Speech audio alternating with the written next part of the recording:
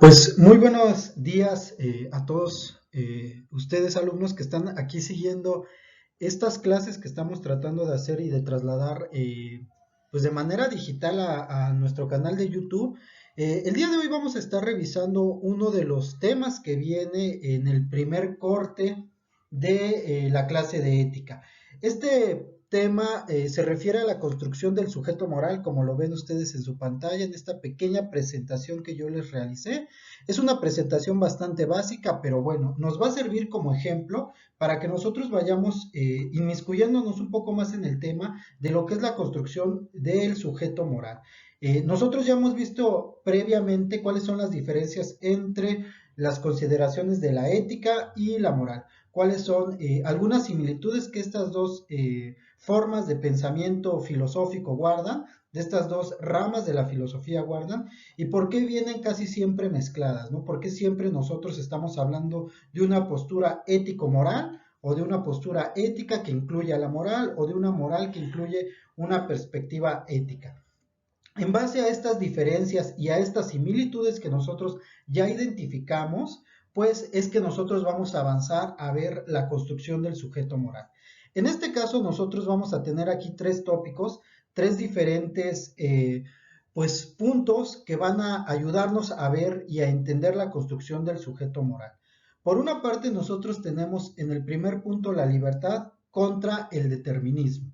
En el segundo punto tenemos lo que es la autonomía, que por aquí ahorita lo voy a estar señalando. En el segundo punto tenemos la autonomía en contra de la heteronomía. Ahorita vamos a ir explicando cada uno de estos términos, no se apresuren, ahorita les voy a explicar con unos ejemplos para que les queden un poquito más claros. Y en tercer punto tenemos lo que es la conciencia y la responsabilidad ética o moral.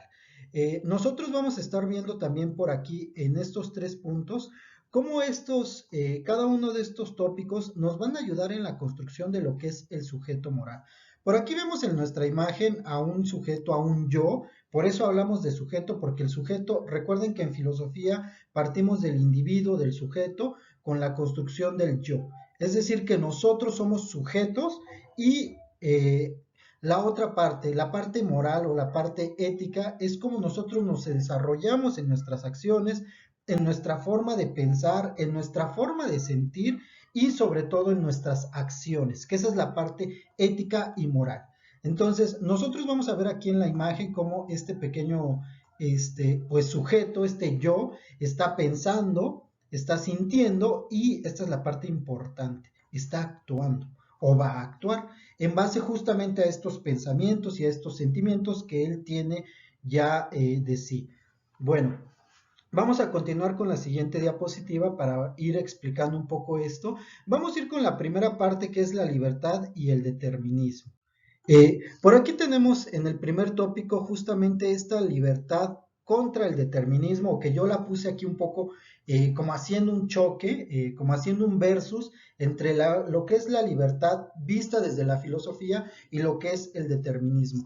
Nosotros por aquí encontramos que la libertad, nos dice la definición, es la facultad o capacidad del ser humano de actuar según sus valores, criterios, razón y voluntad, sin más limitaciones que el respeto a la libertad de los demás. Ese es un punto muy importante. Lo vuelvo a repetir, sin más limitaciones que el respeto a la libertad de los demás. Hay libertad cuando las personas pueden obrar sin coacción o opresión por parte de otros sujetos. La definición aquí de libertad, chicos, nos va a estar hablando de que nosotros somos libres en la medida en la que nosotros podemos actuar según nuestros valores, según nuestros criterios, nuestra razón y según nuestra propia voluntad. Es decir, sin que haya otras personas que nos coaccionen. ¿Qué es decir coaccionar? Quiere decir que haya otras personas que nos digan qué hacer, que haya otras personas que nos opriman o que nos obliguen a actuar de determinada manera o a pensar de determinada manera. Nosotros vamos a ser libres solo en la medida en la que ejercemos esta facultad de actuar según nuestros valores, según nuestras creencias, según nuestras ideas y según nuestra propia voluntad, sin limitaciones de otra persona, de otro sujeto que nos diga cómo actuar. Por eso aquí tenemos nuestra imagen, pues bueno, de uno de los íconos de las películas de Pixar, de Elsa, de Frozen, que pues ustedes recordarán esa canción, cómo cantaba, que era libre, ¿no? Una vez que ya no estaba coaccionada por los demás, una vez que ya podía expresar abiertamente sus poderes. Entonces, aquí tenemos un ejemplo de lo que es la libertad. La libertad es ese sentido en el que nosotros actuamos y ejercemos nuestra voluntad sin que los demás pues nos la limiten, ¿no? Entonces, por aquí ahorita vamos a ir viendo cómo es que están un poquito enfrentadas la libertad contra el determinismo. Vamos a pasar a la siguiente diapositiva para explicarlo un poquito mejor, ¿vale? La siguiente diapositiva que ustedes están viendo aquí en su pantalla es la definición de lo que es el determinismo. El determinismo nos dice lo siguiente: defiende que el ser humano no es libre. La conducta humana y los contenidos morales que están en la conciencia están determinados desde una triple perspectiva: biológica, psicológica y social. ¿Qué quiere decir esto? Bueno, el determinismo es una parte muy importante para entender la construcción del sujeto moral junto con la libertad. Yo los estaba contrapunteando, los estaba por ahí poniendo en un versus, porque el determinismo parece que es lo contrario de la libertad. El determinismo nos dice que el ser humano no puede ser libre porque al menos tiene factores que lo van a estar determinando. ¿Qué quiere decir determinar o determinismo? Es decir, que lo van a estar limitando para que él pueda actuar de una manera o de otra, para que él pueda pensar de una manera o de otra, para que él pueda sentir de alguna manera o de otra. Aquí, por ejemplo, nos presenta la definición una triple perspectiva, de justamente estas variantes deterministas. Nos dice que hay una perspectiva biológica, una perspectiva psicológica y una perspectiva social, en la cual, por ejemplo, nosotros podemos ver que estas diferentes perspectivas nos van a limitar tanto nuestra forma de actuar como nuestra forma de decidir. Porque bueno, nosotros, si bien podemos decidir libremente, la biología nos limita. Tengo un ejemplo que parece un ejemplo un poco vano, pero quiero que a ustedes les quede claro de una manera muy sencilla. Si yo, por ejemplo, soy libre de decidir y decido irme volando ahorita, pues no lo podría hacer, evidentemente, porque biológicamente no tengo las capacidades para volar. No soy como un pez o un animal que pueda volar, porque yo por mucho que mueva mis manos, no voy a poder alzarme en vuelo. Esa es una perspectiva justamente determinante que me impide a mí ejercer mi libertad desde un punto de vista fisiológico, biológico, porque nosotros no podemos ejercer una libertad completa si pues la misma biología, la misma forma, construcción física que tenemos no nos lo permite. En ese sentido, también, por ejemplo, la perspectiva psicológica, pues es una limitante para nosotros, muy importante. Porque, por ejemplo, la construcción de nosotros, de nuestra psique, de nuestra mentalidad, de la forma en la que construimos nuestras ideas, nuestros pensamientos, nuestros sentimientos o nuestras emociones, también tiene mucho que ver con una determinante que nos va a limitar cómo es que nosotros podemos pensar, cómo es que nosotros podemos imaginar, cómo es que nosotros podemos construir nuestra realidad o nuestras partes de realidad en base justamente a nuestra construcción previa. Por ejemplo, no es lo mismo la manera en la que piensa una persona en México, no sé, en una parte urbana como la Ciudad de México, como en este caso, pues en la delegación en la que ustedes vivan, a una persona que vive, por ejemplo, en provincia, en el mismo país, que vive, por ejemplo, no sé, en algún municipio, en alguna localidad de algún estado de provincia que no es un lugar, pues, citadino, no es lo mismo, no va a tener las mismas ideas, no va a tener las mismas creencias, no va a tener las mismas costumbres, porque su psique, su forma, su construcción mental se va a ver determinada de acuerdo también al contexto social. Y de esa manera es que él va a pensar de una manera diferente y por eso va a tener costumbres distintas y va a tener ideas distintas y va a tener sentimientos distintos, porque nuestra construcción psicológica nos va a determinar cómo es que nosotros pensamos, cómo es que nosotros sentimos y cómo es que nosotros ejercemos en base a esto también nuestra voluntad. entendido. Por ahí hay una cuestión entonces que la psicología también es un determinante para que nosotros pensemos o actuemos o sintamos de determinada manera. Justamente por eso el determinismo parece estar tan en contra de la libertad, porque pareciera que entonces si biológicamente, si psicológicamente y si socialmente estamos determinados, pues parece que no tenemos libertad de elección. Aquí viene ahorita la pregunta, justamente. Eh, por otra parte, una de las perspectivas también que me interesa es justamente la social. Esto viene pegado justamente con la parte psicológica, porque la psicología generalmente ha volcado hacia otro ámbito donde se ven mucho los aspectos sociales y ya no solo individuales. El individuo, la construcción de la mentalidad del individuo ya no es aislada, sino que está el individuo siempre inmerso en un contexto social. Nosotros no podemos entendernos de alguna manera que no sea dentro de un contexto social, de una comunidad, de un punto en particular. Por ejemplo, ustedes viven en alguna comunidad, en algún barrio, en alguna localidad donde pues es muy característico cierto tipo de costumbres, de creencias, de formas de celebrar, que pues eso hace que se ejerza un tejido social, que se genere justamente una convivencia social en la cual ustedes están inmersos. Pues bueno, esta convivencia social, esta forma de desenvolverse, de poder compartir con la sociedad, es lo que también nos determina y a su vez, pues va creando también las formas sociales, psicológicas, pues en la que nosotros nos desenvolvemos.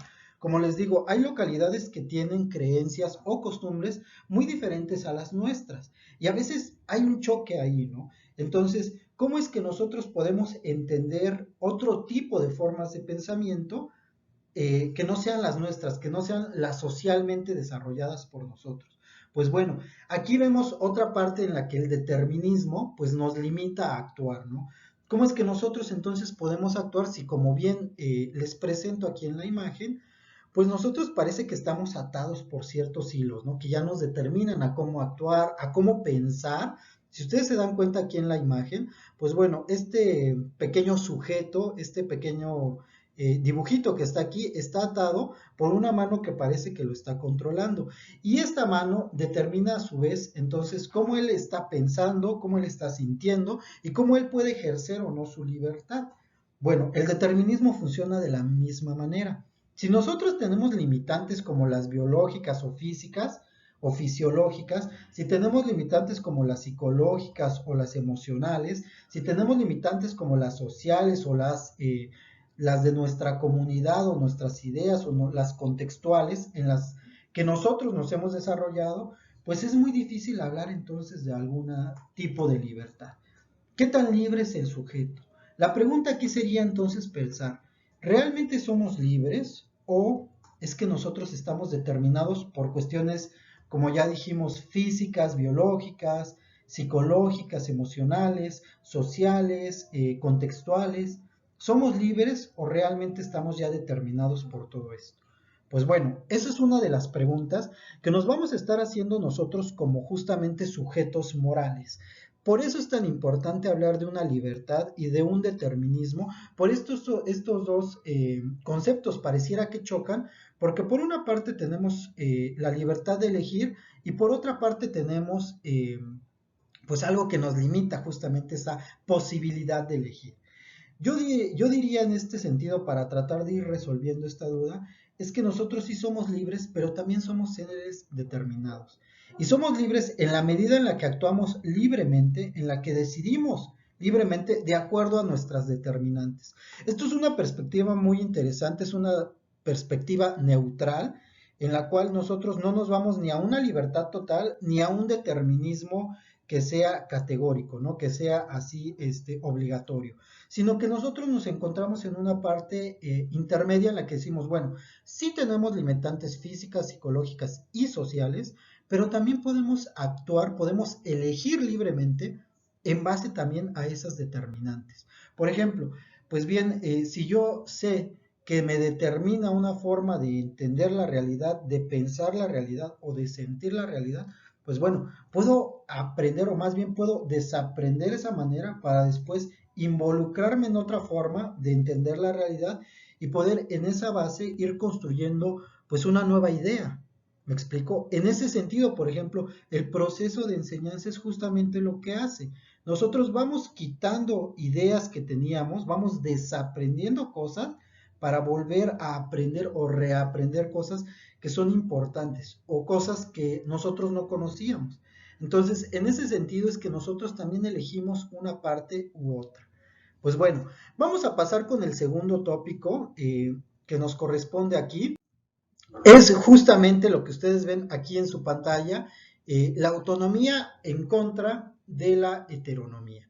Pues bueno, vamos a empezar con la autonomía. La autonomía, la definición nos dice lo siguiente: es la condición, el estado o la capacidad de autogobierno y de cierto grado de independencia. Por aquí tenemos una imagen muy curiosa de un niño que se está poniendo su suéter y nos dice que son hábitos de autonomía en los más pequeños. La autonomía es un punto que a mí me gusta muchísimo. Hablar de autonomía en la construcción del sujeto moral es sumamente importante. ¿Por qué? Pues bueno, porque la autonomía tiene que ver con esta capacidad que nosotros tenemos de autogobernarnos, de ser autosuficientes, es decir, que no dependamos de alguien más. La autonomía en este sentido va más pegada a la libertad que al determinismo, porque pues la autonomía es esta facultad, es esta decisión que nosotros tenemos de poder hacernos cargo de nosotros mismos. Si por ejemplo yo tengo que hacer alguna actividad y no me veo obligado, sino que yo decido por mí mismo hacerla, es que estoy ejerciendo mi autonomía, estoy haciéndome cargo de esa actividad por mí mismo, no por que alguien más me lo hubiera mandado, sino simplemente porque a mí me gusta esa actividad o sé la responsabilidad que tengo que hacer. Entonces, la autonomía es justamente esta condición, esta facultad que nosotros tenemos, esta capacidad que nosotros tenemos de ser independientes, lo cual pues nos va a servir mucho para que nosotros vayamos entendiendo justamente qué es un sujeto moral. Vamos a ir con la otra parte, con la parte de la heteronomía, que en este caso también se contrapone mucho con la autonomía, ¿no? La heteronomía, por aquí nos dice la definición, es la dependencia y sumisión de un individuo cuya conducta se encuentre bajo el control de una tercera persona o agente externo. Bueno, la heteronomía es justamente lo contrario, es como el némesis de la autonomía. La heteronomía tiene que ver con pues esta sumisión, este control que puede tener alguien sobre nosotros en base justamente a la conducta. Por eso aquí en la imagen, pues ustedes ven cómo una persona está ordenándole a otra que pues se someta a ella, ¿no? La heteronomía tiene que ver con justamente la dependencia. ¿Qué tanto nosotros dependemos de otra persona y no somos seres independientes, no somos seres autónomos? Por eso la heteronomía tiene un punto pues que choca con la autonomía, ¿no? Porque es justamente lo contrario. La heteronomía es esa manera en la que nosotros pues dependemos de alguien más, dependemos de un tercero, de un agente externo para poder hacer, decidir, pensar determinada cosa. Cuando nosotros somos independientes, no necesitamos que alguien nos diga cómo actuar, cómo pensar o cómo sentir. Pero cuando nosotros sí necesitamos esto, es que no somos autónomos, estamos siendo seres heterónomos. ¿Por qué? Porque necesitamos, por ejemplo, que alguien nos diga cómo hacer las cosas.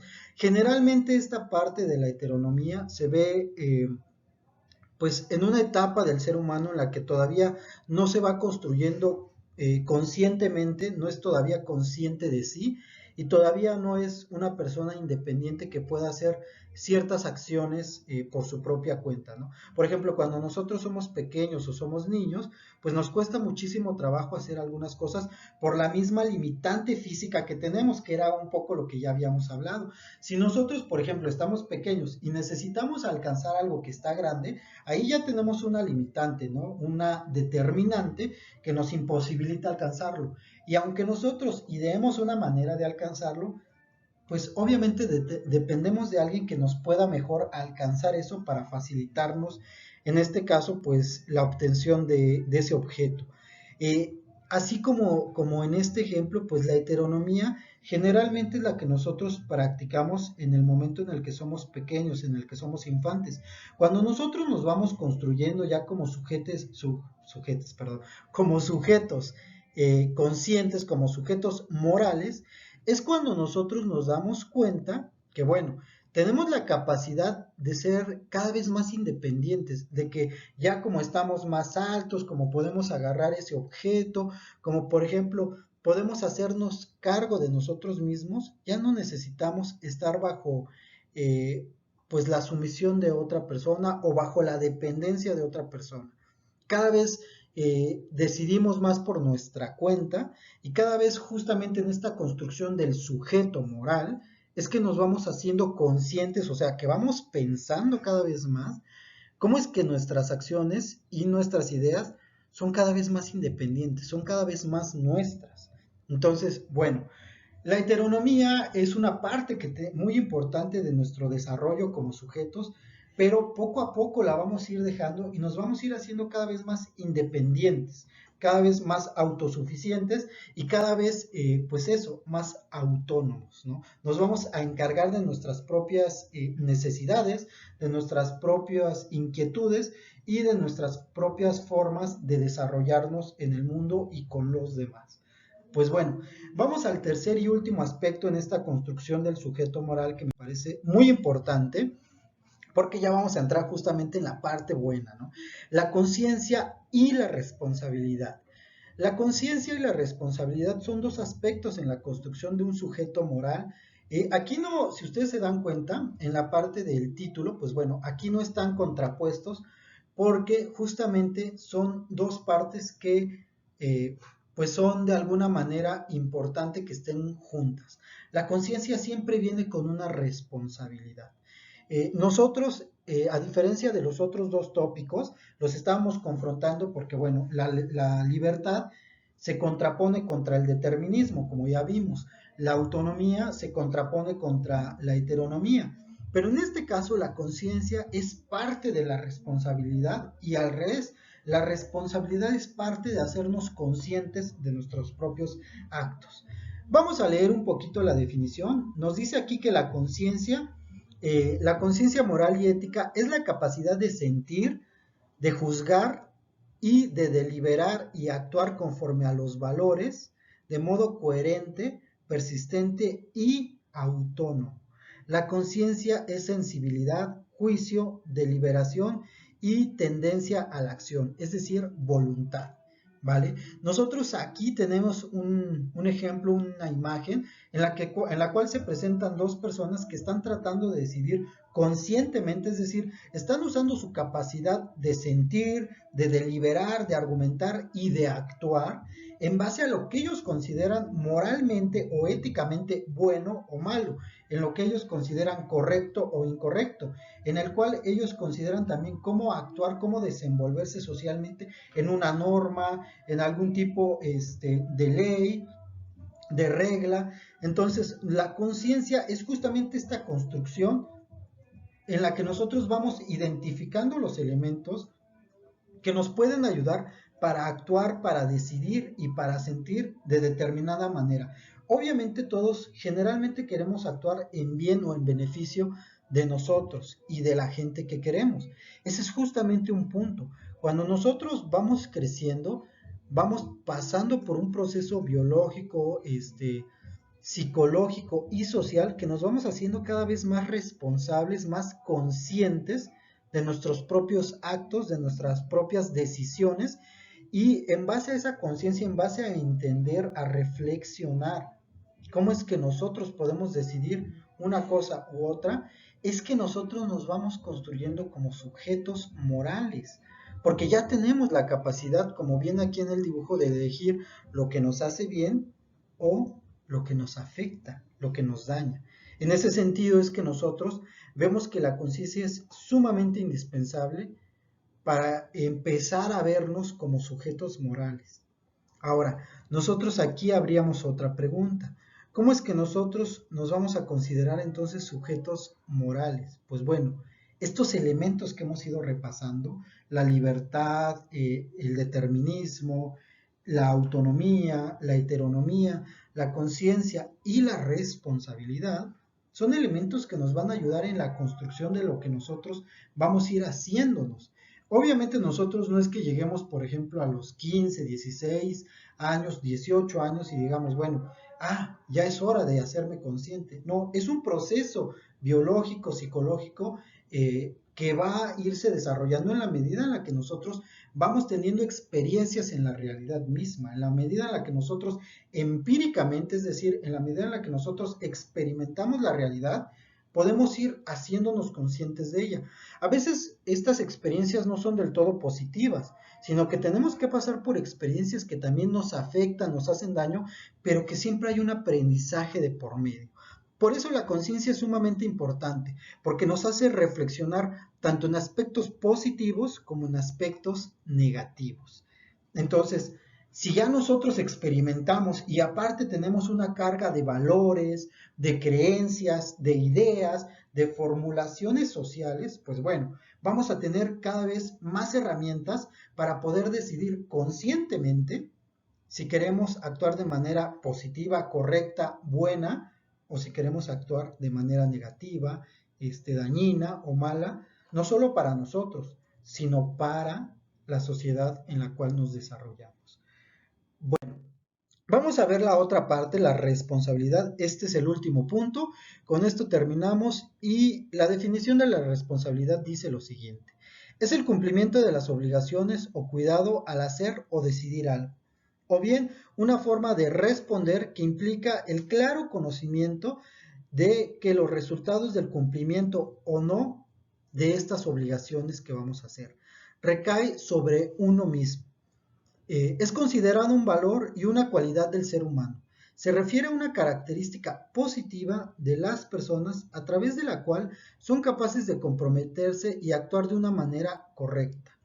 Por aquí, bueno, la responsabilidad tiene que ver con el cumplimiento de nuestras obligaciones, no de alguien más, las nuestras, las que nosotros nos hemos, pues, puesto como propósitos, ¿no? Es considerado un valor, la responsabilidad es uno de los valores humanos que tiene mucho que ver con la ética, porque recuerden que la ética también son las construcciones de estos valores como responsabilidad, como honestidad, como dignidad y bueno, un sinfín más que nosotros ya hemos estado como también considerando. Pues bien, la responsabilidad dentro de este valor es sumamente importante porque, como les decía, viene acompañada de la conciencia, porque en la medida en la que nosotros reflexionamos sobre la manera en la que actuamos, en la que pensamos y sentimos, podemos nosotros hacernos responsables de esa forma de actuar, de esa forma de pensar y de esa forma de sentir, porque es nuestra, porque nosotros ya la identificamos con nosotros mismos. Por ejemplo, si yo agarro y hago sentir mal a alguien, tengo que hacerme responsable de esa forma en la que yo hice tal vez sentir mal a alguien. Ojo, aquí hay un punto muy importante. La responsabilidad sí es individual, pero también recae siempre en un contexto social. Nosotros no podemos deslindar la responsabilidad de un entendimiento, de una interacción con el otro. Porque si bien yo tengo una responsabilidad, con las acciones, con las decisiones y con las formas en las que pienso las cosas, también el otro tiene una responsabilidad. Entonces, mi responsabilidad justamente termina con las cosas que me corresponden a mí y empieza la responsabilidad del otro. Así como en la libertad, por ejemplo, mi libertad empieza con mi forma en la que decido las cosas para mí y termina cuando yo estoy transgrediendo la libertad de alguien más, mi responsabilidad es exactamente lo mismo. Empieza con las cosas que yo decido para mí, pero termina cuando esa responsabilidad ya no me corresponde a mí, cuando empieza la del otro, la responsabilidad del otro. Por eso también hablamos de responsabilidades individuales, de responsabilidades sociales, porque pues nosotros no podemos hacernos cargo de todas las cosas.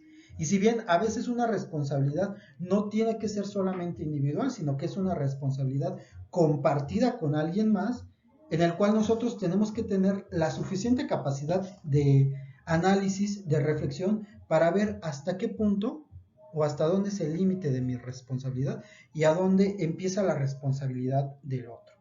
En ese sentido, por ejemplo, aquí yo les puse una frase enigmática de por ahí del cine, y de algunos de los cómics de un personaje ficticio que es el Hombre Araña, en la cual, si ustedes recuerdan en la película, el tío Ben, justamente antes de morir, le deja una frase que me parece una frase sumamente filosófica, sumamente ética, y que aparte es parte de pues este saber cultural, ¿no?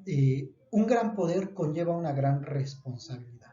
Si nosotros tenemos el poder de afectar a alguien, pues eso tiene que tener también la obligación de resarcir ese daño, ¿vale?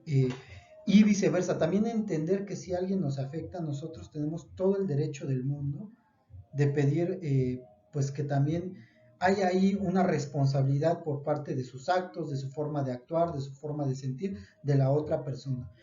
Si bien esta frase obviamente es de un aspecto también como ficticio, pues bueno, nos sirve a nosotros mucho para entender cómo es que funciona también nuestra forma social de entender la responsabilidad. A veces obviamente no tenemos que tener poderes como el Hombre Araña, sino simplemente nuestra forma en la que hacemos las cosas pueden afectar para bien o para mal a alguien. Eh, lo, lo modifican si nosotros, por ejemplo, hacemos determinada cosa o pensamos determinada cosa o sentimos determinada cosa, pueden afectar positiva o negativamente a alguien. Entonces, nosotros tenemos que tener la capacidad de hacernos responsables de esto, ¿vale?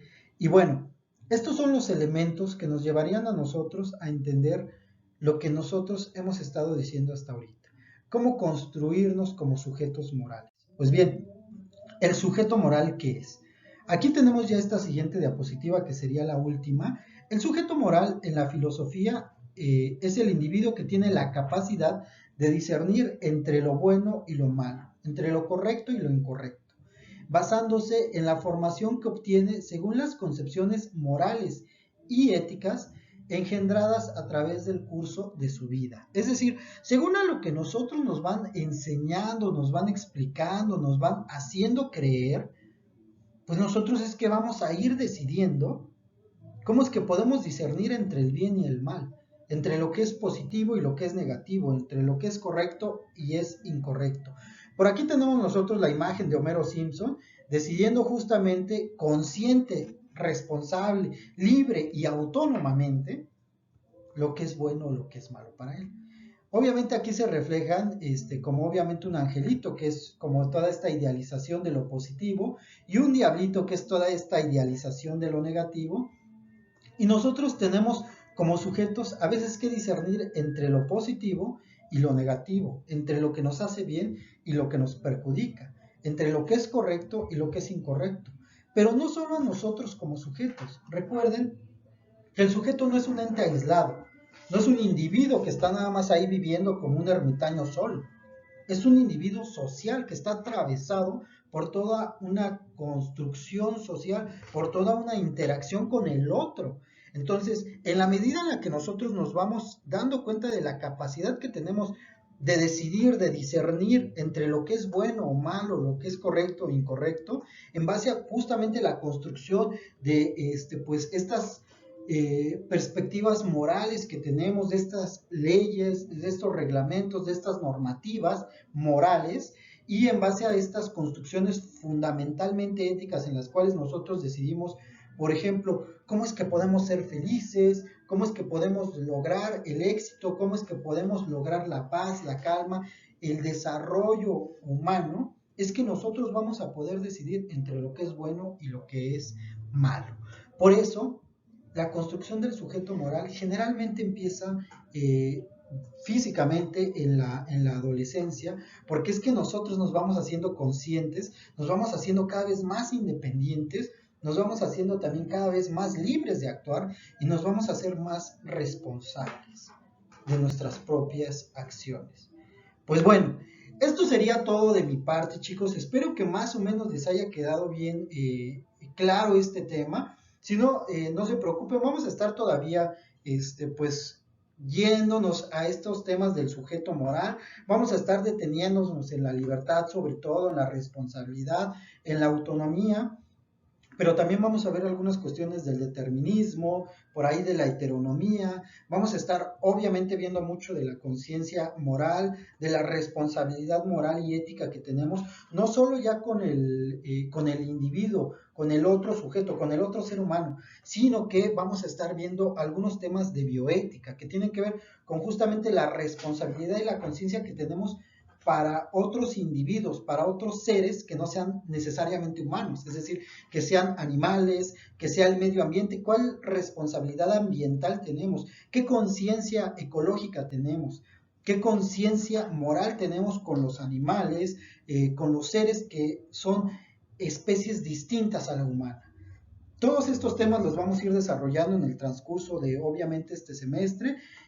Por ahí yo les voy a dar una recomendación que obviamente se vayan inscribiendo por ahí al canal que tengo aquí en YouTube, porque ahí vamos a estar ya viendo como parte de los siguientes temas el desarrollo de teorías filosóficas de la mano de los filósofos, ¿no? Vamos a estar viendo 9 filósofos diferentes, desde filósofos clásicos como son Aristóteles, Epicuro y Séneca, hasta filósofos ya un poco más cercanos a nosotros, que bueno, tampoco son tan cercanos, pero bueno, ya son teorías un poco más, pues más actuales, ¿no?